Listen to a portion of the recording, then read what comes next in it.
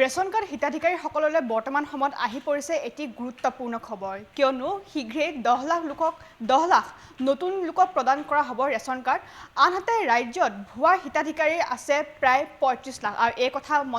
এই মন্তব্য প্ৰকাশ কৰিছে যোগান মন্ত্ৰী ৰঞ্জিত কুমাৰ দাসে আৰু শেহতীয়াকৈ ৰেচন কাৰ্ড সন্দৰ্ভত তেওঁক যিহেতু কিছু প্ৰশ্ন সোধা হৈছিল আৰু এই প্ৰশ্নৰ উত্তৰত এই মন্ত্ৰীগৰাকীয়ে স্পষ্টভাৱে উল্লেখ কৰিছে ৰাজ্যত নতুনকৈ 10 লাখ লোকক ৰেচন কাৰ্ড প্ৰদান কৰা হ'ব আৰু আনহাতে এই ৰেচন কাৰ্ডৰ সন্দৰ্ভতে কিছু সমীক্ষা চলা আছে এই সমীক্ষাৰ অন্তৰালত এটা গুৰুত্বপূৰ্ণ তথ্য ফাদিল হোৱা দেখিবলৈ পোৱা গৈছে আৰু এই তথ্যটো হৈছে যে ৰাজ্যত ভুৱা 35 লাখৰো অধিক লোক ৰেচন কাৰ্ডৰ হিতাধিকাৰী তালিকাত তেওঁলোকৰ নাম সন্নিৱিষ্ট হৈ আছে বুলি ইতিমধ্যে সংবাদ মাধ্যমৰ আগত স্পষ্টভাৱে সদৰি কৰিছে মন্ত্ৰীগৰাকীয়ে আৰু এই বিষয় সন্দৰ্ভত গ্ৰাফিক্সৰ সহায়ত আমি সকলো তথ্য আপোনালোকলৈ আগবঢ়াইছোঁ ৰেচন কাৰ্ড হিতাধিকাৰীসকললৈ বৰ্তমান সময়ত আহি পৰিছে এটি ডাঙৰ খবৰ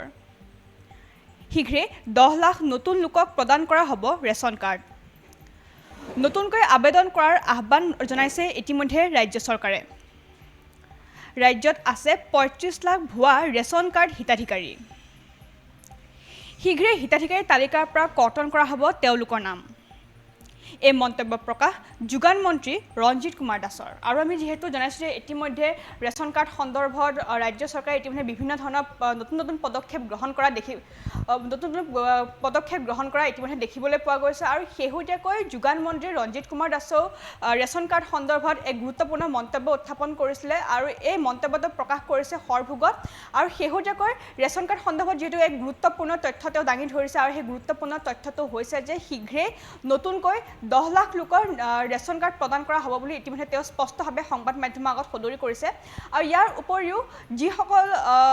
লোক ভুৱা ইতিমধ্যে 35 লাখৰো অধিক লোক ভুৱা হিতাধিকাৰী তালিকাত তেওঁলোকৰ নাম সন্নিৱিষ্ট অৰ্থাৎ ৰেচন কাৰ্ডৰ যি হিতাধিকাৰী তালিকা আছে সেই হিতাধিকাৰী তালিকাত তেওঁলোকৰ নাম সন্নিৱিষ্ট হৈ আছে বুলি ইতিমধ্যে তেওঁ তথ্য সদৰি কৰিছে আৰু এই 35 লাখ লোক হৈছে সম্পূৰ্ণ ভুৱা অৰ্থাৎ এই ভুৱা 35 লাখ লোকে ইতিমধ্যে ৰেচন কাৰ্ড লৈ ইতিমধ্যে যিসকল লোকৰ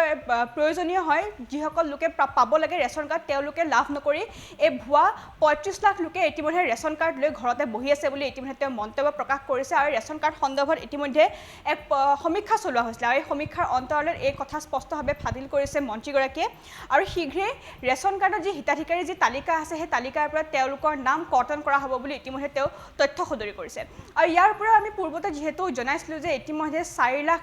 টকাৰ বছৰি 4 লাখ টকাৰ ওপৰত যিসকল লোকে উপাৰ্জন কৰে তেওঁলোকৰ নামো ইতিমধ্যে ৰেচন কাৰ্ডৰ যি হিতাধিকাৰী তালিকা আছে সেই তালিকাৰ পৰা তেওঁলোকৰ নাম কৰ্তন কৰা হ'ব আৰু ইয়াৰ পিছতে ষষ্ঠম হৈ পৰিছে ৰাজ্য চৰকাৰৰ ৰেচন কাৰ্ড সন্দৰ্ভত আৰু যিসকল লোকে বিশেষকৈ যিসকল কেঞ্চাৰ ৰোগী আছে বা যিসকল হাৰ্টৰ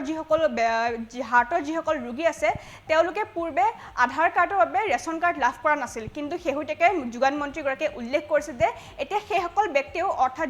যিসকল কেঞ্চাৰ ৰোগী আছে বা যিসকল হাৰ্টৰ পেচেণ্ট আছে তেওঁলোকে এতিয়া আধাৰ কাৰ্ডৰ জৰিয়তে ৰেচন কাৰ্ডসমূহ লাভ কৰিব পাৰিব বুলি ইতিমধ্যে তেওঁ মন্তব্য প্ৰকাশ কৰা দেখিবলৈ পোৱা গৈছে আৰু শেহতীয়াকৈ যিহেতু আমি জনাইছোঁ যে ইতিমধ্যে এই ভুৱা যি 35 লাখ লোক আছে সেই 35 লাখ লোকৰ নাম শীঘ্ৰেই হিতাধিকাৰী তালিকাৰ পৰা ইতিমধ্যে তেওঁলোকৰ নাম কৰ্তন কৰা হ'ব আৰু তেওঁলোকৰ নাম কৰ্তন হোৱাৰ পিছতে ইতিমধ্যে নতুনকৈ 10 লাখ লোকক ৰেচন কাৰ্ড প্ৰদান কৰিব বুলি ৰাজ্য চৰকাৰৰ তৰফৰ পৰা ইতিমধ্যে স্পষ্টভাৱে জাৰি কৰা দেখিবলৈ পোৱা গৈছে আৰু শীঘ্ৰেই যিসকল লোক ৰেচন কাৰ্ডৰ বাবে উপযোগী তেওঁলোকক ইতিমধ্যে আবেদন কৰিবলৈ শীঘ্ৰেই আহ্বান জনাইছে যোগান মন্ত্ৰীগৰাকীয়ে আৰু আমি যিহেতু পুনৰ জনাইছোঁ যে ৰাজ্যত নতুনকৈ 10 লাখ লোকক ৰেচন কাৰ্ড প্ৰদান কৰা হ'ব আৰু ইতিমধ্যে তথ্য ফাদিল কৰা হৈছে যে ভুৱাভাৱে 35 লাখ লোকে ইতিমধ্যে ৰেচন কাৰ্ডসমূহ লৈ আছে অৰ্থাৎ এখন ঘৰতে 2-3জনকৈ লোকে ইতিমধ্যে ৰেচন কাৰ্ডসমূহ লৈ তেওঁলোকে যিসকল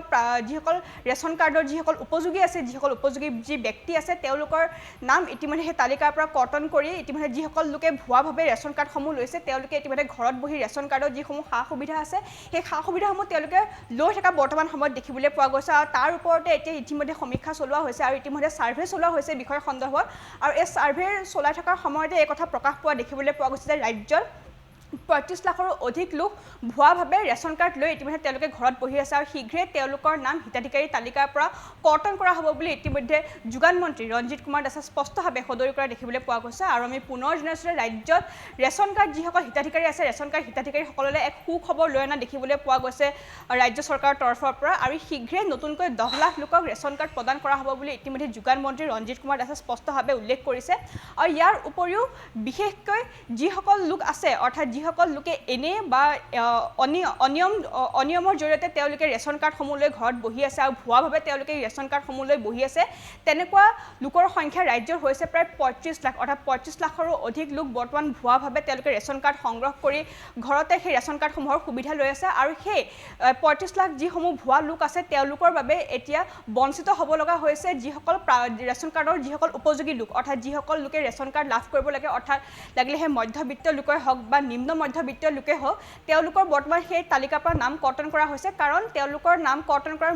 মূল কাৰণটো হৈছে সেই ৩৫ লাখ ভুৱা লোক অৰ্থাৎ সেই ৩৫ লাখ ভুৱা লোকৰ বাবে এইসকল উপযোগীৰ নাম অৰ্থাৎ ৰেচন কাৰ্ড উপযোগীৰ ৰেচন কাৰ্ড উপযোগী যিসকল লোকৰ যি নাম আছে সেই নামসমূহ তেওঁলোকৰ সেই তালিকাত সন্নিৱিষ্ট হোৱা নাই যাৰ পৰিপ্ৰেক্ষিতত তেওঁলোকে ৰেচন কাৰ্ডৰ পৰা বঞ্চিত হ'ব লগা হৈছে আৰু তেওঁলোকৰ ওপৰত এবাৰ নাকি লগাব ৰাজ্য চৰকাৰে আৰু শেহতীয়াকৈ সেই তথ্য প্ৰকাশ কৰা হৈছে আৰু ৰাজ্যত এনেকুৱা লোক আছে প্ৰায় ৩৫ লাখ অৰ্থাৎ ৩৫ লাখ লোকে ইতিমধ্যে ভুৱাভাৱে ৰেচন কাৰ্ডসমূহ সংগ্ৰহ কৰিছে আৰু ইতিমধ্যে তেওঁলোকৰ ওপৰতো বিহিত ব্যৱস্থা গ্ৰহণ কৰা হ'ব বুলি ইতিমধ্যে ৰাজ্য চৰকাৰৰ তৰফৰ পৰা স্পষ্টভাৱে জাৰি কৰা হৈছে আৰু অহা মাহৰ পৰাই অৰ্থাৎ আগষ্ট মাহৰ পৰাই এই কামসমূহ কাৰ্যকৰী কৰা হ'ব বুলি ইতিমধ্যে যোগান মন্ত্ৰী ৰঞ্জিত কুমাৰ দাসে স্পষ্টভাৱে উল্লেখ কৰা দেখিবলৈ পোৱা গৈছে আৰু শীঘ্ৰে ৰাজ্যত নতুনকৈ 10 লাখ লোকক ৰেচন কাৰ্ড প্ৰদান কৰা হ'ব বুলি ইতিমধ্যে সংবাদ মাধ্যমৰ আগত স্পষ্টভাৱে উল্লেখ কৰিছে মন্ত্ৰী ৰঞ্জিত কুমাৰ দাসে